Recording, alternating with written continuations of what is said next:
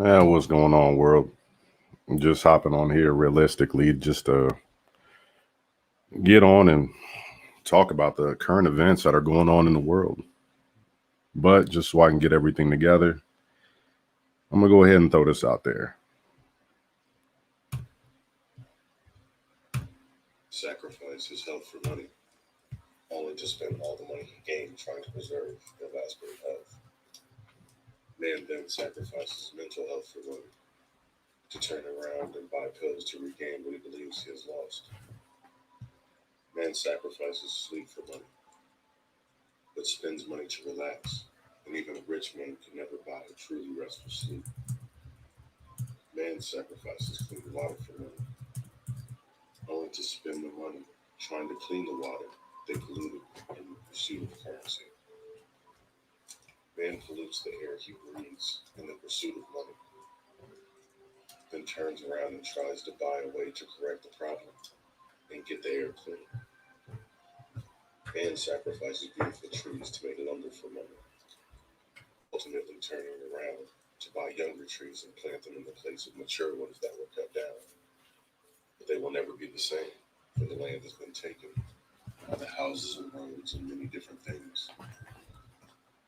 Man sacrifices his ability to raise a garden, to get fresh vegetables and fruits for money, then uses that same money to buy genetically modified food worse than what he could have raised himself. Man sacrifices his healthy eating, his good habits, his exercise, all for money, spending that same money to medically alter the body to look how they would if they never sacrificed any of the above. Man sacrifices time with loved ones, and in the end would give all of his money away to get one precious moment in time with him. Man's final sacrifice is his moral compass in his relationship with the Most High for money, only to turn around to try to buy his way into heaven. Money can buy many things, but the most precious things in life can never be bought by a currency created by man, for man, and control man. The things we see and do, the smiles that can be created, is $1 worth the laughter of a child, or the experience picking an apple from a tree with a loved one. Maybe just a precious moment staring into the night sky and teaching about the beauty it holds. Laughter by the campfire, seeing the flicker and feeling the warmth it provides. Conversations and touching moments, hugs that we missed, and pictures with friends and family that we say we'll get, but they never materialize. In the end, if you take your last breath, can money reverse your regrets or bring back a single second of time lost trying to gain a worthless currency?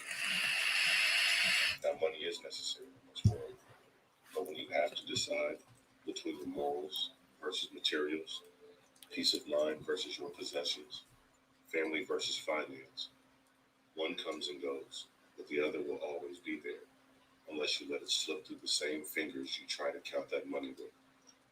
When it's time to decide which one you would choose, or have you already made your choice and didn't even know it yet?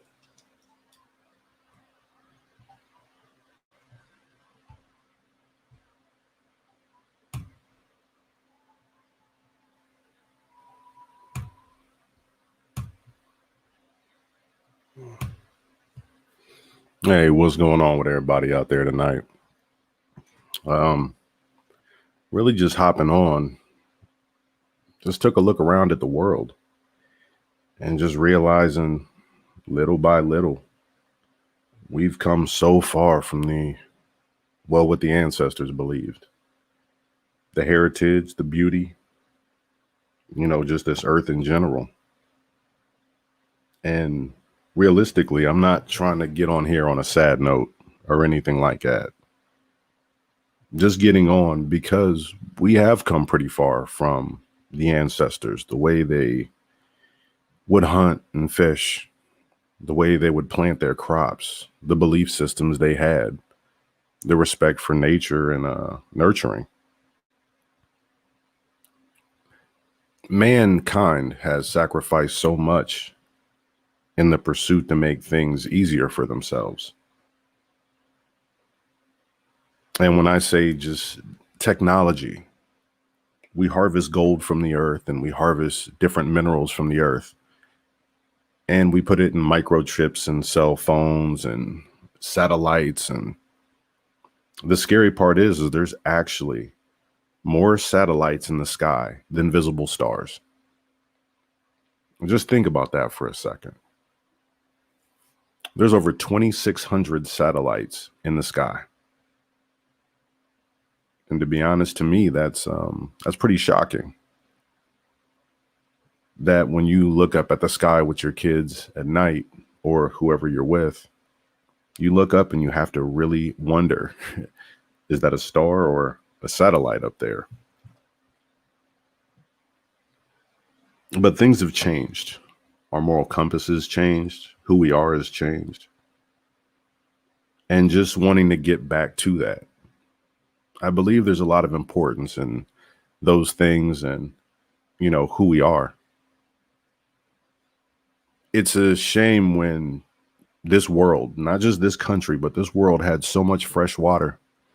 And now ultimately, 1 in 6 don't have access to clean drinking water. And if you want to know what clean drinking water, you have to go to your individual state and town and figure out actually what the requirements for it to be clean. But it's not clean. It doesn't have the minerals. It's been sanitized and fluoride. And, it's not the water that nourishes the body. There are such things as dead water, just like dead food, things that lack energy. Dead water is water that doesn't flow. And when it doesn't flow, it doesn't collect energy. It doesn't collect minerals, the things that are naturally occurring on the earth. And these are the things that we have to take into our body. So when you really look at it from the standpoint of people worry about dead food, but if the body is made up of so much water, why are we more worried about the food than the water? Because humans, you can't last long without water. But yet toxins are dumped in our water to make clothes. The things that actually go on, and water purification is horrible. The way that they purify water and dump chemicals in it and then ultimately have us drink it and say that it's generally good for us. Nah, it really doesn't work like that. There's so much going on in the world. It's funny how much waste that we produce, but yet there are so many people starving. It's also funny how many empty homes there are, but yet there are so many homeless. Throughout time, it seems we've become more selfish, and not pointing at anyone, only because if I point the finger at anyone else, I point 3 back at myself. But we've become very selfish, and we have to look at others. Because the greatest thing that we can be is, a role model to someone else. The greatest example is the one that we set. So we have to lead by example. To be the leader and to get out there and show who we are, show our individuality. That is a wonderful thing, to be able to sit down and know that you're an individual and yet have other people be themselves. Being someone else is hard because eventually that mask falls off. But if we lead with a great example and we lead with strength, you don't have to worry about who's following you, because what's going on right now isn't just physical. It isn't just emotional. This is spiritual. There is a spiritual war going on inside all of us. Some people see it manifesting as anxiety, such as myself. I'm not going to lie. I'm a person who does have anxiety. It's becoming more and more natural. Anxiety is our adaptation to the fight or flight response. The thing is, we no longer know when to fight or when to run anymore, because it's not a predator and prey. It's not kill or be killed. the world has changed so much that now anxiety has turned into a natural response to things that the brain doesn't understand. And when the brain doesn't comprehend things, we normally tend to fight against it. We're in the world of social media right now, where there's more anger and rage right now than I've ever seen before. And you can feel it spiritually. It's almost depressing to a point that we've gotten so wound up that we've forgotten to love each other. We've forgotten to be who each one is, and we've forgotten to love each other for who they are. We got to get positive energy out there just as a whole. If we ever expect this world to heal, then we have to be a defining force in it.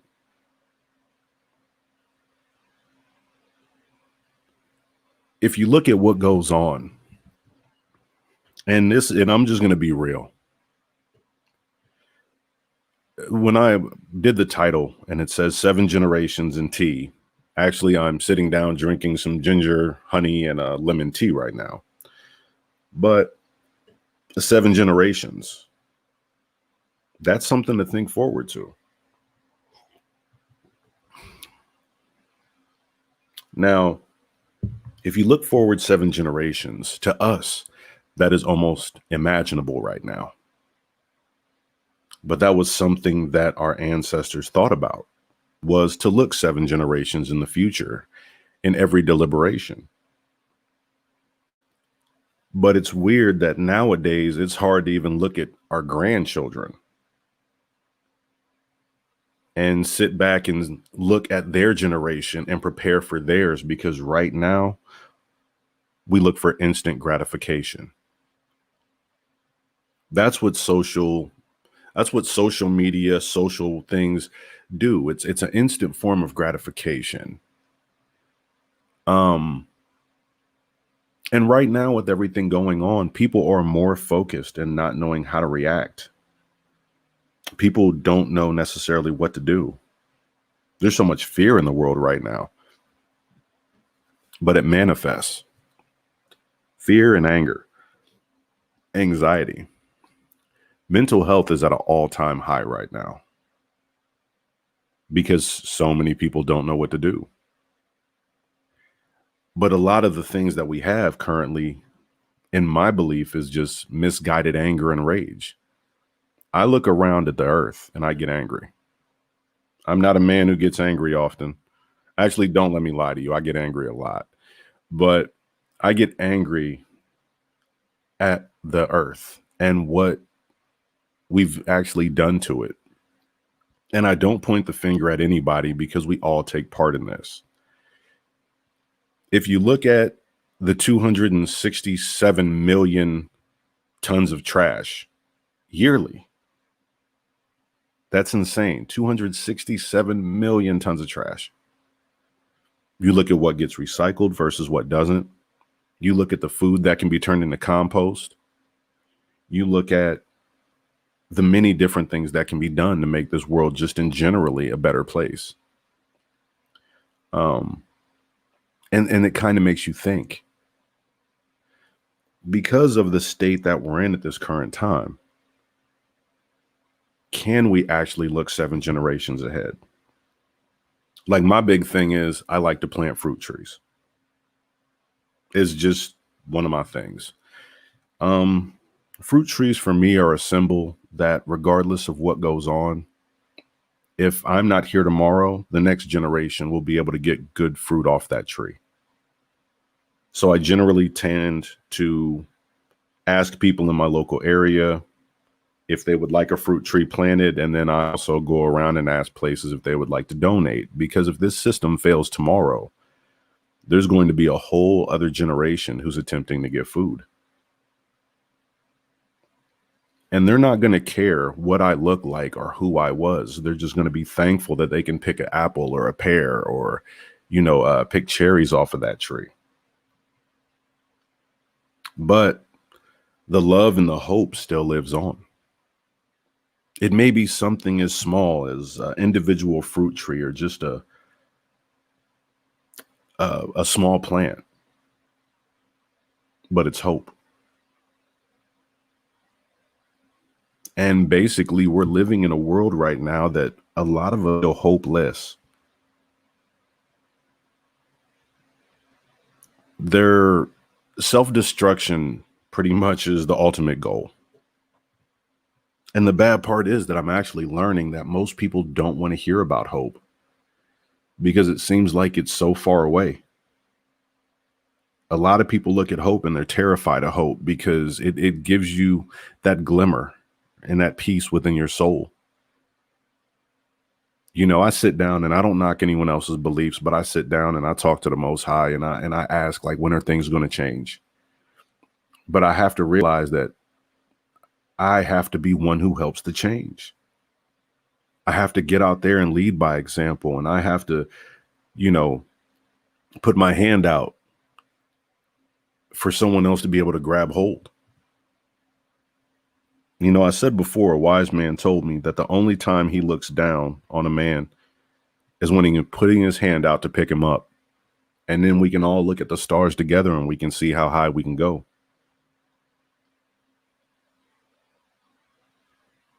So we have to understand, and we have to come to this point where, you know, we have to lead by love.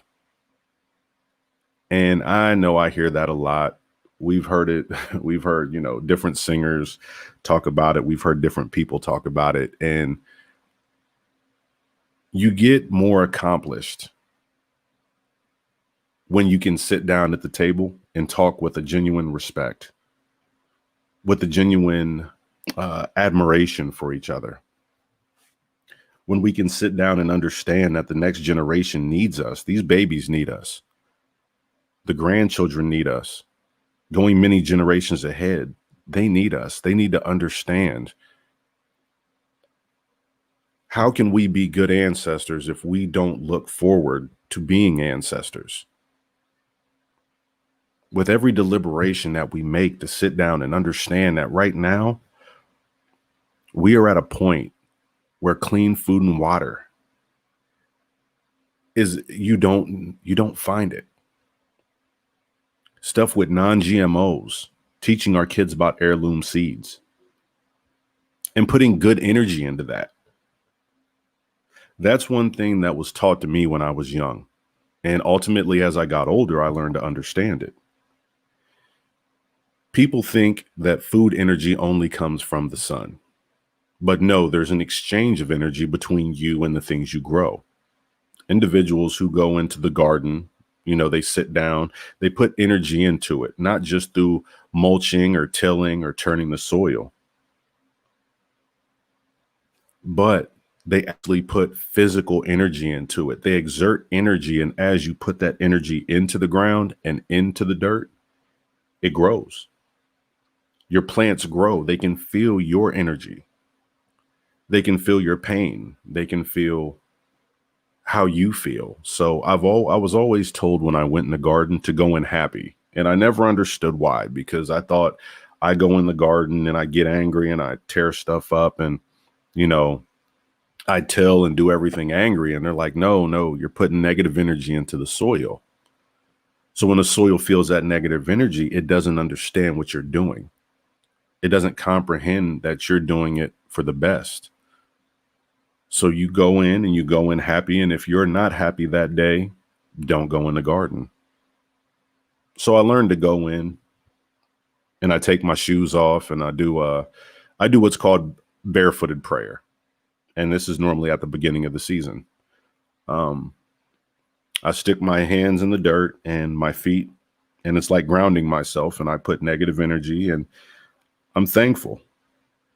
You know, I'm thankful for what I have, and I'm thankful that I have the opportunity to actually, you know, I'm fortunate and I'm blessed enough to be able to actually plant these plants, you know, to be able to get the seeds and take my time and have enough knowledge. And I put good energy in, and anyone who wants to learn in my neighborhood is more than welcome.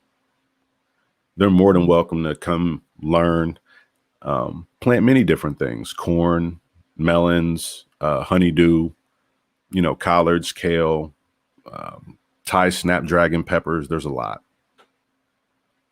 I've also changed my habits and energy usage. I was fortunate enough to go ahead and go solar, and it's a wonderful thing to be able to take a little bit off and really, to just take a little bit off and know that I'm kind of erasing my carbon footprint. And I'm not just saying, I'm not holier than thou by far, nowhere near it. But if we all do a little bit, it makes a huge change, because we can either understand and try and do something for the better, but we only get one shot. And with the rate of destruction of the rainforest, the trees, clean water, fish, it's amazing. And it really kind of hurts your heart, because you look at the plastic in the sea. Our ancestors didn't live like this. Our ancestors didn't carry around Dasani bottled water. Our ancestors didn't go to the grocery store and have pre-cut up meat. You caught what you killed. You killed your food. You used every part of it. So right now, currently in these grocery stores and everything else, there's a needless slaughter going on. And I don't say that to get to anybody, or whether you're vegan, whether you're vegetarian, whether you're not a meat eater, it doesn't matter. But needlessly, we should only eat, and we should use everything from the animals that are slaughtered. And we have to understand that, be thankful, be very thankful, because we're not guaranteed another day. And we think because we're humans, we're better, or we're a higher life form, so therefore we're the top of the food chain, which isn't necessarily true. If you sit down and really look at it, we're not that high on the food chain, especially when it comes, hand to fist. Because let's be honest, I don't know many of us who are going to slap a bear. Just being honest here. So looking around at the world, and we got to change the world for the better. I know a lot of us think it's unattainable, but it's not. I mean, there's a whole world of beauty out there. Waking up and being thankful for another sunrise. And to be honest, being thankful for, another sunset. Never understanding that the rain is necessary in order to, nurture the plants. Thunderstorms, lightning, all this stuff, man, it's part of a cycle and a circle. It's how we understand things. Just because we may not understand it doesn't mean it doesn't have its place. And that goes for animals and people and different things. Now, back to the whole spiritual side of things. When I say there's a spiritual war, good and evil have no color. It doesn't matter if it's white, black, yellow, green, or blue with purple polka dots. Good and bad have no, the spirit of man, that has to be the most difficult thing to understand. Because I look back at the 80s, and it seems like the more the earth is destroyed, the more humanity destroys itself. The less of an understanding and the less peaceful things seem to be. So for me personally, and I can only go from my own personal understanding, but for me personally, it's the less people care about the world, the less people care about each other. And it seems like it's kind of repetitious. The fact that we can't care for one another and not properly care for the earth. I know I talk green and I do a lot of the ancient stories and tales because to me, that is important. Our ancestors left that for us. And most of these stories are about nature and the beauty of nature, the beauty within nature. But yet, why does it seem like it's such a foreign concept to us today? Understanding the red bird, understanding the different animals, the lion, looking out and understanding that all these things have a place. But yet we neglect to understand the place in these things. There is a such thing as predator and prey. There is a such thing as nature and nurture. We can't separate ourselves from that. To separate yourself from nature is to literally act like you're above it. But without nature, we don't exist. Our foods, our water, everything that we live by is out there and is plentiful. But it seems like we've taken this currency and we use it in exchange for energy. We use it in exchange for other people's energy. So we go work our 9 to 5, we exchange our energy, and the energy that's put into the food is no longer there. Does anybody remember getting a home cooked meal from a loved family member or a loved one who cooked for you? And when they cooked for you, you actually felt the love. You could feel the emotion. You could feel everything they put into it. But when you go out and get this food from who knows where, it's bland. It doesn't have that same, there's an emotional attachment and emotional energy that's put in everything. And being able to, come to that understanding is a very powerful thing. It's very powerful to be able to be in tune, with nature, to be in tune with everything around you, because everything has a spirit, human spirit, of course. But if you look around at the trees, if we don't believe the trees are alive, if we don't believe the birds are alive and the animals are alive, then realistically, if you don't feel sympathy for those, then how do we feel sympathy for one another, our love for one another? And that's where the spiritual warfare comes in. I don't really do lives only because it's a lot to pack in and I kind of get jumbled. I'm not going to lie. But then we have to look at our health. And this goes into leading by example in 7 generations. If we're not healthy now, how can we teach our grandchildren and everyone else to be healthy? My apologies, Gio. What I'll do is I'll break it down on an individual basis. So from an individual standpoint, health, knowing health, understanding good foods, good water. If from an individual standpoint, we can't understand that, then how can we teach the younger generation how to be healthy?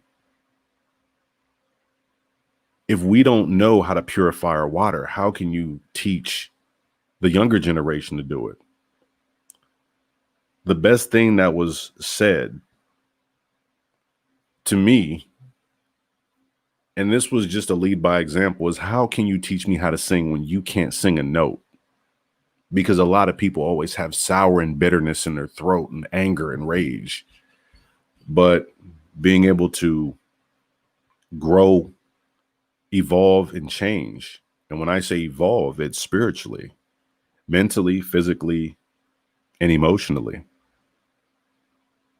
Reach one and teach one, because this world, life is very short. But it's those who you touch in this life that makes a big difference. The love that you share with people, the good times, because people will always hold on to those are the memories that mean the most. And when an individual or a loved one passes, it's the things you remember are the good times you had with them. Not always the bad, but you can remember the good and the emotion and the energy and the smile and the laughter. You can feel that. That energy just passes on. It's got a ripple effect. If you put a single drop of water in the ocean, people says it might not change anything. Just because you don't see where that ripple flattened out doesn't mean the energy isn't constantly expanding out into the world. So we have to put good energy out there. Or individuals, I apologize again.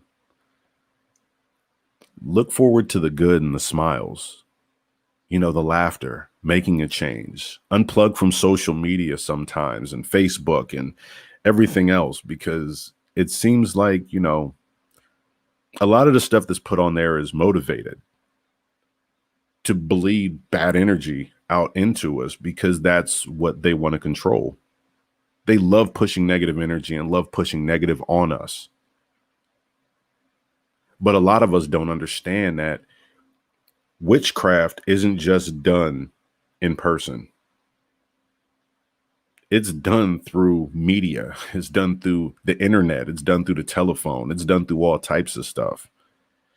And when I say witchcraft, I'm not speaking of spells and all that other good stuff. I mean emotional, angry, stressful, anxiety-based rage.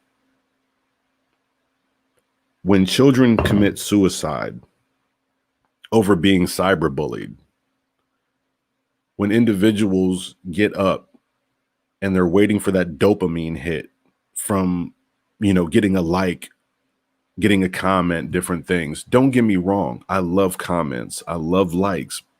But at the same time, I want everybody to know that we all have to love each other and put that love out there. And I'm thankful for everybody in this chat. I'm going to be honest. Those who sit here and listen to me kind of go on a rant, I apologize. I seriously do. But those who sit here with me and listen to me go on a rant is because you feel it and it connects with you. What I'm talking about isn't hurting anyone. Well, except the evil ones. But what I'm talking about, when you feel it on a spiritual level, it's something that you feel internally. There are energies, unknown energies and unseen energies in this world, and we have no earthly idea what they are. There are, we war against so much today. And that's the big thing, is we don't know what we're at war with anymore. The earth has become a harvesting ground. Like, it's hard to understand and explain certain parts because I am trying to attain peace within. I really haven't found it, but yet I'm trying to. And I hope that everyone else does find peace, because we have to find a peace of mind. All that anger and rage and everything else, there's an equivalent exchange. That's the best thing I can call it. When you put out anger, you get anger. When you put out positivity, you get it back. My frustration isn't with individual people. My frustration is with the outlook that individuals can have on the world. And the fact that it can be so easily destroyed without a thought for future generations, but only monetary concern. That's what gets me. When you can destroy the land you live on for money, something you can't take with you. There's two things I've never seen in my life. And that was a UFO abduct a cow and a U-Haul follow a hearse, because you can't take it with you when you're gone. It's not going to happen. That's why I played the video in the beginning about how people will sell their souls and do everything else, and what man exchanges for money, a false currency that is basically witchcraft. That's all it is. It's an illusion. It's an illusion that turns you into not only a mental slave, but an emotional slave to a system that our ancestors knew nothing about. Now, I'm not going to get on that rant too much, but let's be literal here. You look at the ancestors, and I can't say everyone's ancestors, but let's go with, individuals' ancestors. Do we really think they'd be proud of what we are now? The way that this world is destroyed and what we've done to the land they fought so hard to preserve. The same place that they fought and bled to keep the land pure and the water pure. That generations of children would be able to grow up and see the beauty that they once beheld. Now it's covered with asphalt and road and grocery stores. Let's be honest. If I wouldn't want to be one who fought and died, and then I look forward and see that all the fruit trees have been cut down and everything's been turned into roads, streets, the streams are dirty. People are out here fighting and killing over clothing, shoes. If you look at what's going on in the world, the anger level is so high right now. And I really look back and I think that the peace that they saw at night, looking at a night sky with no electricity, being able to tell stories of what each star meant to them, being able to sit down and just talk and enjoy. That is a deep thought for me. I can remember a time, and I know most of us do, well, depending on your age. A lot of us remember a time before computers, before cell phones. Oh man, this is about to go into a rant. But before cell phones happened, I know many of us remember 20 or 30 phone numbers off the top of our head. And you can quote me on that one. You knew the numbers that were important. You knew your friends' numbers. You knew your family's numbers. It just shows you what technology has done to our actual memory. How many numbers do you remember off the top of your head? If you remember more than 10 phone numbers off the top of your head, give me a 1. And if you don't, give me a 7.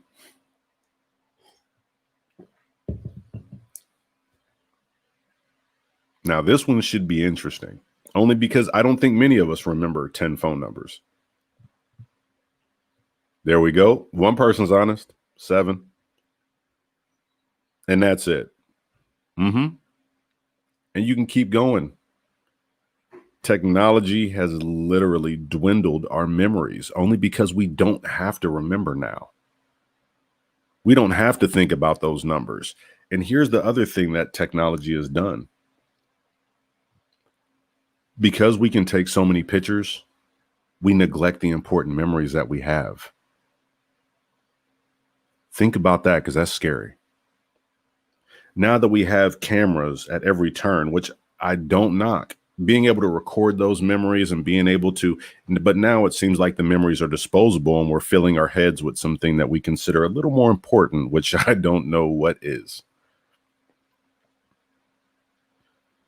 Yeah, we used to write down numbers. We knew them. But through technology, we lost not only our memories, but we've lost a lot of our individuality.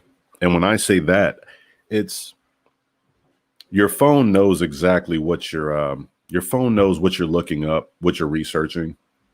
Your phone knows pretty much, and it sets things catered to you, but not only you, but the others around you. So when you really look at that,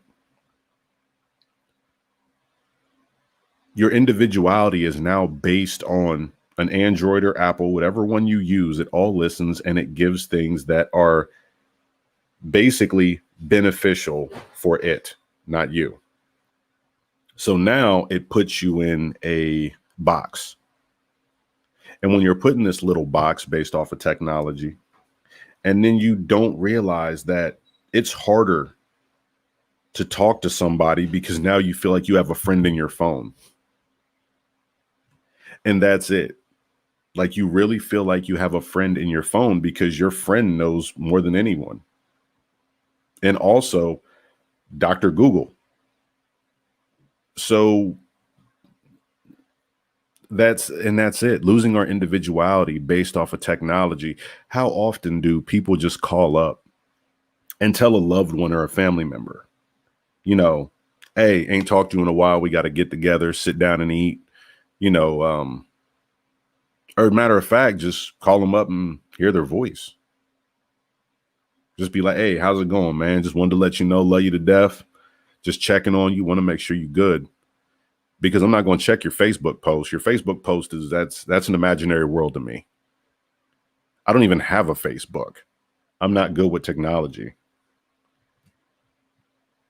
So basically, I call everybody. And there's a reason I don't have a Facebook, because if you want to get in touch with me, we actually have to interact. Oh, peace to everyone in the chat. I mean, like I said, thank y'all for being here with me. Just touching on a couple things. I'm not going to be on here very long. But sitting down our phones and being able to just sit there and talk to one another, we don't do that anymore. I mean, I remember family reunions, hopping on the phone, calling, checking on people. I remember you used to know the voice of everybody by heart. Now, sometimes someone you haven't talked to in years could call and you're like, who is this? Our memories have become shorter. You know, we're less individualized. Like I said, I could go on and on. But I want to touch back on the 7 generations before I get too far away. There are basic survival skills that we need. And if something was to happen to the power grid, how many of us would really know how to survive?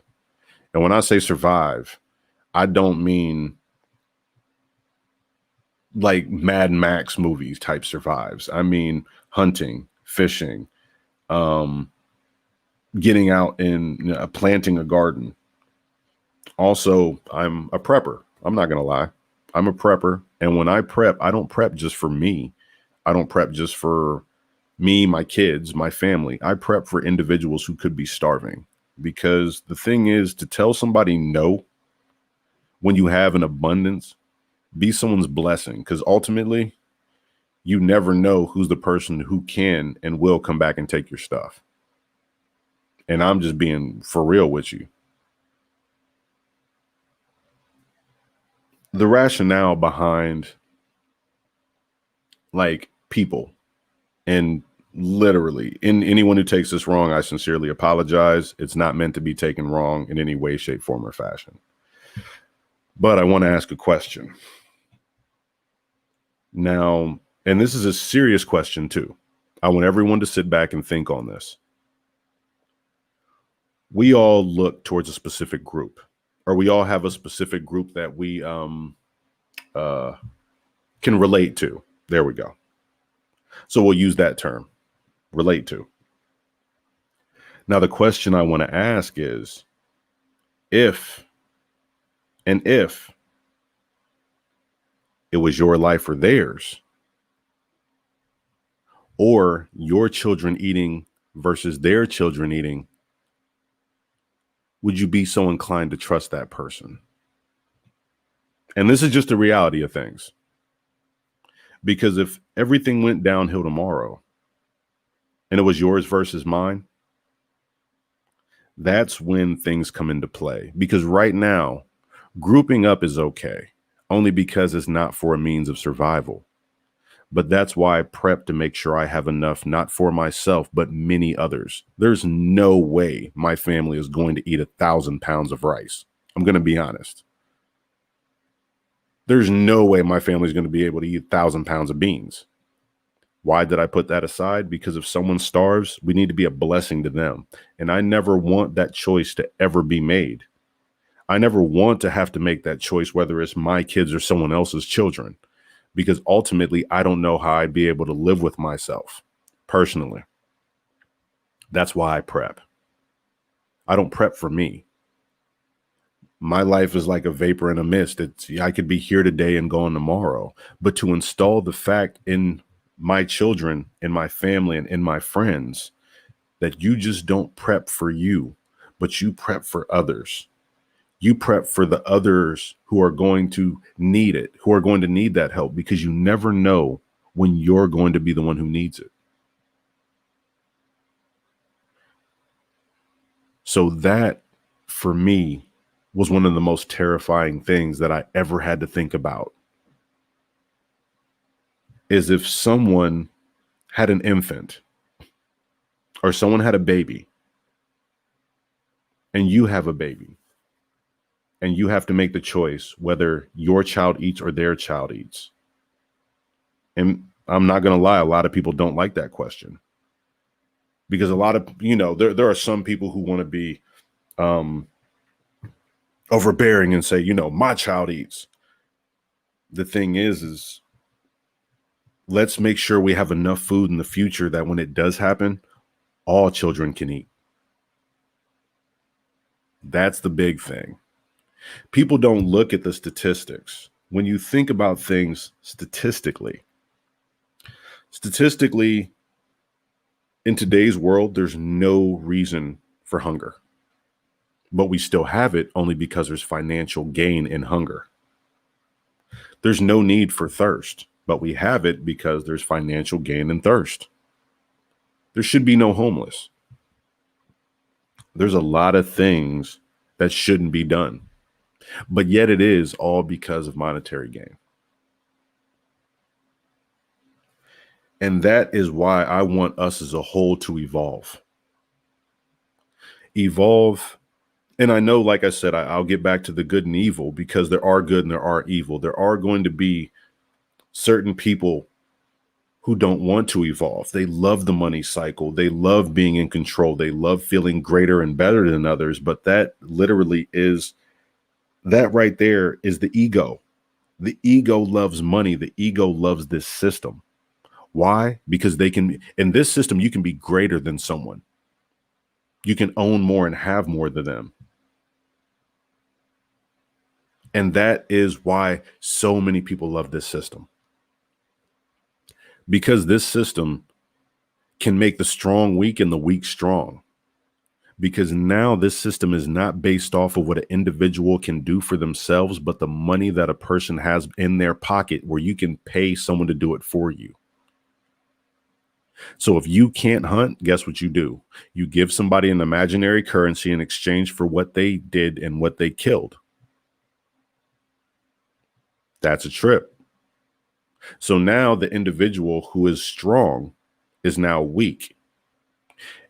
And it takes the barter system out. So there is no exchange where I exchange my beans for your rice for my eggs, different things like that, because we have become material.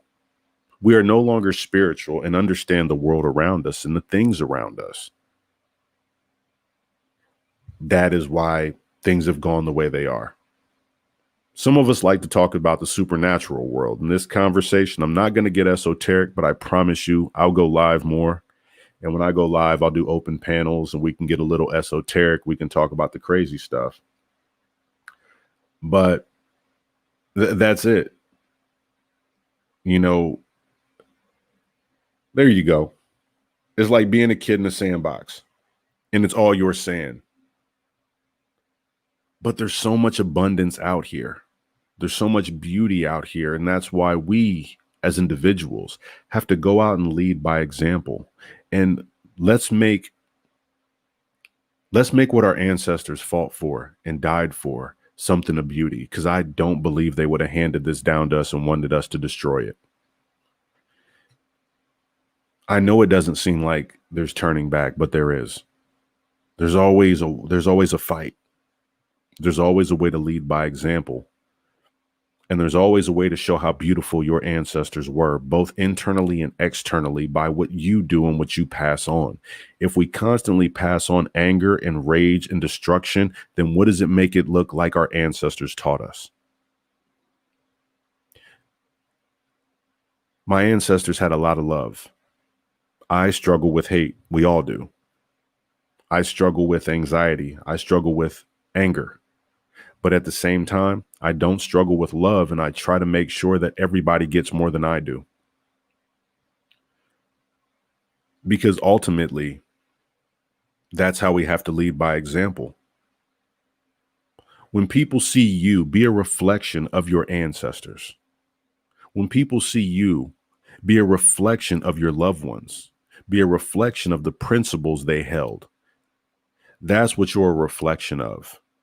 If your ancestors live within you and you are angry all the time, then people wonder what your ancestors were like. So don't cast dirt on your ancestors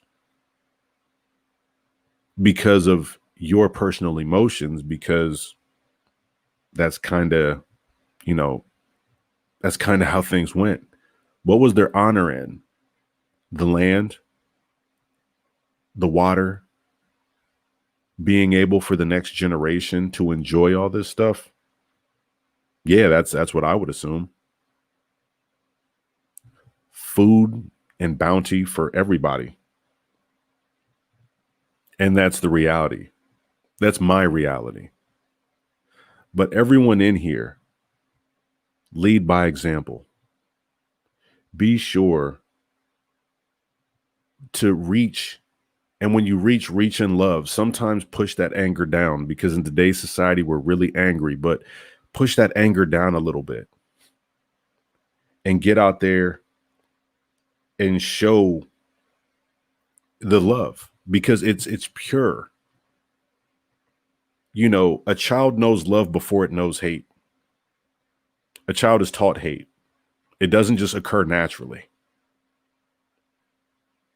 So as long as we really teach, you know, we don't teach preservation, we teach preservation of a whole, because it takes all of us. It's not just going to take one, because if 50 people are doing good and 100 people are doing bad, it'll outweigh the good that's being done. Now, if each of those 50 people can actually reach one of the 100 doing bad, the numbers will tip the scale. And then we can have a cleaner, more beautiful world. You know, I get on here and I talk like a tree hugger. I raise my own eggs. I talk to my plants. That's the side of me, you know. My chickens, they have it great, because I respect and I know that the energy I put into my animals, they return that energy back. The energy I put in my garden, but the energy I put into people also gets returned. Saying hello or giving just a friendly hi can brighten up someone's day. And in a world where we have the highest rates of mental illness and depression, you never know whose life you could be saving. So we can't neglect the people around us. We can't neglect the children. And the most important thing to remember is these kids are watching us. When they grow up, they want to be like us. And if we're constantly being angry, then that child thinks that constantly being angry is what is supposed to be done. If we're constantly paying attention to a specific show, and, you know, some people like reality TV, but if a parent watches reality TV and watches a specific show, the child will mimic that show in order to attain what the parent believes is acceptable behavior, or what'll get them behavior. So ultimately, understand, once again, leading by example, certain TV shows that you believe that should not be installed in your children, even though they're cable TV and they don't have anything bad on them. But realistically, children are influential, in anything that takes attention from a child. Ultimately, a child will mimic what takes attention from them. So use that psychologically. If you go out in the garden and the garden takes attention, they'll go out there and they'll wonder what is in that garden that's so important. And then you teach them about the garden and planting seeds. If you go out in nature and you teach them about nature, what's so important about nature, then they want to know. So it's curiosity and attention that will make a child do certain things. So While they're seeking that attention, give it to them, but also teach them about the world and life, because there's a lot of stuff that we aren't taught in school. There's many things we're not taught in school. It seems like we're taught more about technology and brainwashed into going fast food. I remember back in the day, we had home economics. You learned how to cook, you learned how to iron, different things like that. That was something that our parents and grandparents installed in us. But nowadays, many people can't even cook. It's amazing that we've become reliant on a system that our ancestors would have spit on. And I apologize for saying it like that, but let's be honest. Do we really believe the ancestors who we look up to would have looked at this needless slaughter of cattle and chicken and fish being caught and then just thrown away?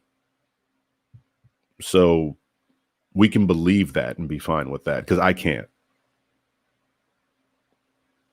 So that's why I rock with, like I said, let's change the world for the better. And even after this live ends, don't let this live end. Let this live continue to live just as you want your memory and the good times and everything you want to do. And I'm going to get on here and I'm going to keep spreading positivity until it makes you sick. So we can keep it pushing. You know, I had somebody ask me and they were like, how do I get in touch with you? I can drop my email in there. And then, like I said, let's make a change. You know, let's go ahead and try and do certain things. I know it doesn't mean much, but if you can, contact a local nursery in the spring and see if they'll donate certain trees that they don't have left over. Mine donate certain fruit trees. But I may not be able to eat off that fruit tree for 5 years, but there's going to be one day a kid is going to walk past that fruit tree, or even an adult, and they're going to pick that apple off that tree or those cherries, and they're going to be able to smile and laugh with somebody. And even though it may be 5 years down the line, that one thing that took me 2 hours, maybe even an hour to dig a hole, fertilize, plant it, and, say a blessing over it, it brought someone happiness. It brought somebody food. And that's what's important. To me, I can't say that's important to everybody, but to me, these fruit trees live for so many years. And realistically,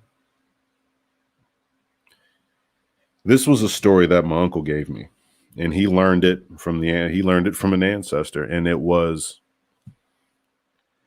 a blue man walks into the forest and he plants an orange tree. A green man walks into the forest and he plants an apple tree.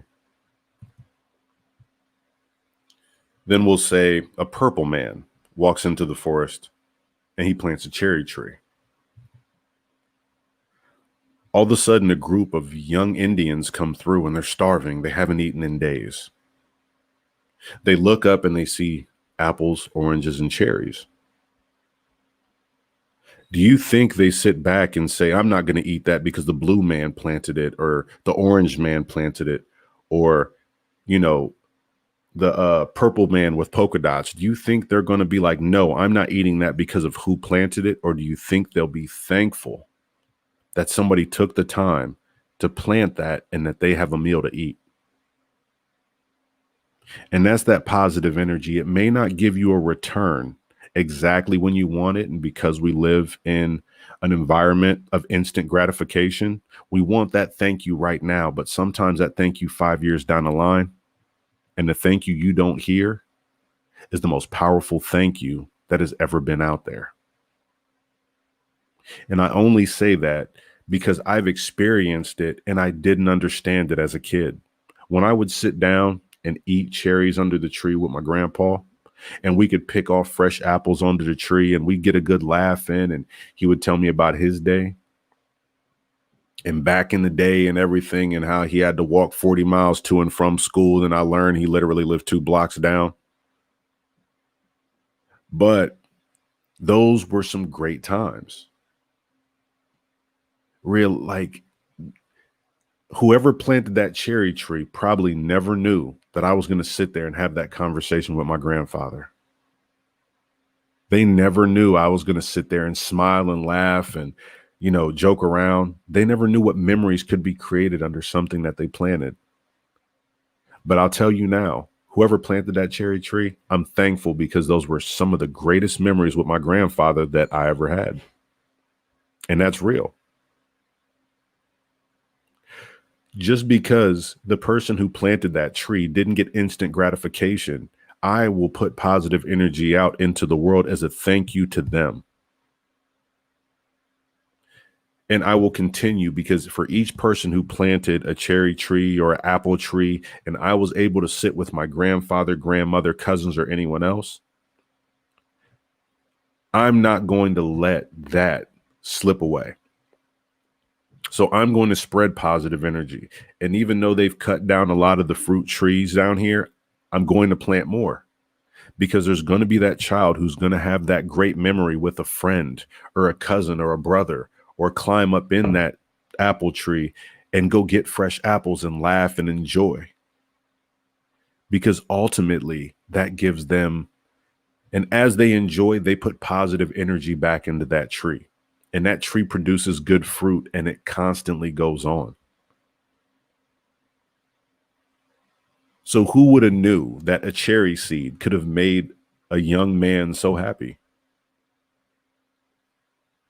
Those are things to think about.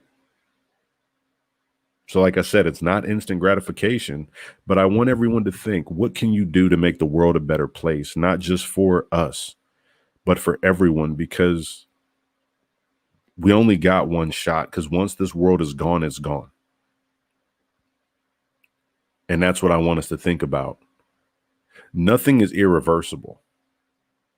We can figure out ways and different powers, solar power, wind power, water power. We can figure out ways to clean up, because the Rona kind of showed us that if you let things sit for a minute, the water became more blue than they've ever seen it.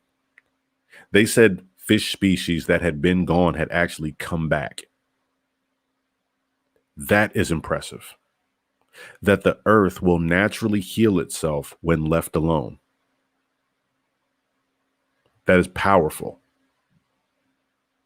Because ultimately, if we can get back in tune with nature and back in balance with nature, nature will heal itself. The earth will heal itself. Go ahead, and I'll tell anybody on here, look online at a lot of these places pre-Rona versus after. When people stop producing so much smog and waste and different things, the earth actually started to heal itself. They said that trees sprouted, the air quality literally in 1 month was better than it has been since 1950. So in 1 month of sitting, the earth literally regenerated air quality back from 70 years. Because that's how strong this world actually is. And that's what people take for granted. That is amazing. That if we actually sit back for a second, if we return to what quote unquote is primitive, this world would be such a better place. It would produce food. It would flourish, clean air, clean water. We are destroying faster than what it can heal. But we can make a difference. We can definitely make a difference. I challenge everybody in the chat, please go look up pictures after the live, pre-Rona, and you know what I'm talking about, versus after. And what you'll see is the air has changed. The clouds look different. The water is beautiful. It's a magnificent blue color because they're not constantly dumping toxins into the water. The skies got clearer. Why? Because when people aren't flying on commercial airlines all the time, they can't put the trails in the air, quote unquote. Y'all know what I'm saying. Everything this earth can heal. And we can be a part of that. But remember, I'm going to need everybody in here, even though we deal with so much stress. Be on positive vibes. Get your vibes up. Spread positivity. You can look at the studies and show that when you put negative energy into rice, it'll turn black. But when you put positive energy into rice, maintains a beautiful color and it stays good for longer. Same thing with ice. If you have a cup that has positive ice, the crystals look beautiful. But you put negative energy into the water, it looks it's ugly and broken and cracks. So, and see, look at the good memories that people have. I want you to think about a good memory. And when we end this chat, because I do have to end it in a minute, but I want people tonight, when you go to bed, I want you to think of a good memory, not anger, not anything else. I want each person in here to try and go to sleep on a very happy note. I want each person to lay down and smile and just let go of your stress from the day and the animosity, and don't think about tomorrow. Tomorrow's not here yet, and the past is gone. You can't live 5 minutes ahead or 5 minutes behind. So just for a couple minutes, smile at the now with the memories that you have and understand the beauty that's around every turn. Put out good energy, put out high vibes. Don't look for that instant gratification. But remember, like I said, for me, I don't know who planted that cherry tree, but it brought so many smiles. I remember all of us as kids, and all my grandfather would bring all the grandkids out, and we'd all eat fresh cherries from that tree every season. And nobody can ever take those memories from us. But we always, and my grandfather told me, he said, this cherry tree was here when I moved. And somebody knew that we were going to need to have some sunny days under this cherry tree. He said, I don't know who, but he said somebody knew. And I'm telling you, every time we ate under that tree, we didn't know who did it, but we always said a thank you. And that was, that was a good time. Like I said, fresh apple pies, when they would cut down them fresh granny apples, going under the tree, eating the gala apples. Just even if you don't have like fruit trees and stuff, take your kids and your family out to, if you have a orchard, go ahead and go pick some fruit and different things and teach them about it. Show them the beauty that's out there. Because a lot of kids know that apples come from a bag, not a tree. So let's show them what's out there. Let's get out there, and even for our own sakes. Don't get up in a tree and break your back and fall out and say, Anu told me to. No, that's not going to fly. But if you want to reach up and pick a fresh apple and eat it right out there in the orchard, go for it. Give it a good wipe and call it a day. And just enjoy. So, like I said, I want to thank each and every person who came into this chat tonight. I really mean that from the bottom of my heart. Thank you for letting this resonate. Thank you for sitting down and taking the time to enjoy.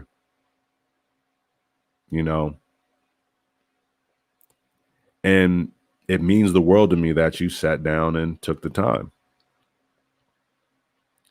So as a favor to me, let's spread good energy. Not just for us, but for the children, the grandchildren, and 7 generations ahead. Because the last thing I want to do is tell my grandchildren, I'm sorry that there are no trees left because we didn't care enough to save them.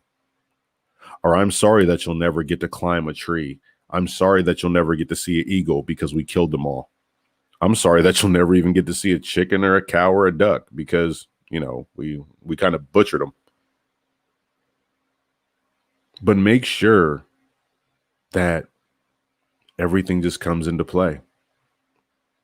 Preserve, show love, be the blessing, get out there make the change, be the change, spread good vibes.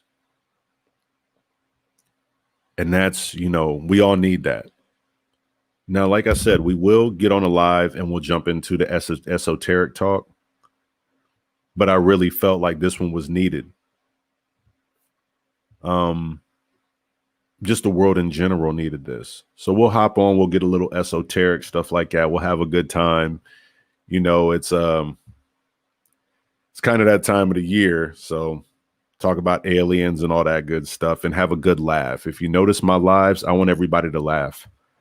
I want everybody to have a good time. I want everybody to, get some smiles, and I want really positive vibes and positive energy out there. I don't want anyone to leave my life feeling like they're angry. I don't want them to feel depressed, maybe a little scared sometimes, but that's all in good fun. But I want everybody to know that be the blessing that you are meant to be the smile, enjoy. And I really don't want to end this live because I can feel the positivity out there, and I know I'm getting some smiles, and I know I'm getting some people who are feeling this in their heart.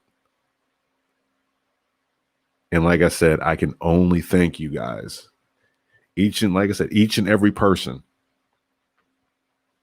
I may not mention you by name, but as I see each name scroll down these screens, I'm very thankful that you took the time to be here tonight. And I'll be even more thankful when you take the time to wake up and smile and understand that tomorrow wasn't promised, but man, you got up. So let's make it a good tomorrow. And that's what I want. So I hope you guys enjoyed the live. And let's think 7 generations ahead. Let's be the ancestors that our ancestors wanted us to be, the strong, the powerful, the one who taught, who reached, who loved. That's what I want. And I hope everybody in this chat wants it too. So I know I've been on here a while. We're definitely going to build. I'll try and get back on here tomorrow night. And we'll try and hold a little something more organized. I do apologize for my lack of organization like always. But if you know Anu, that's kind of what I do. So yeah, you enjoy. Much peace. Much love. Bliss. And definitely, like I said, thank each and every person, and don't think I'm not paying attention, because it does mean the world if this resonates with you. And no matter how many of us is in the chat, if we all reach 1, the numbers double and triple, and eventually we can make big change. So none but love, peace, and bliss. And I'll be setting up my next live. We're gonna get through this. The Rona, everything else, we're going to get through this, and we're going to make a better tomorrow for those babies. Y'all stay blessed, man. I holler at y'all. Love, peace, and honor to everybody. Greatly appreciated.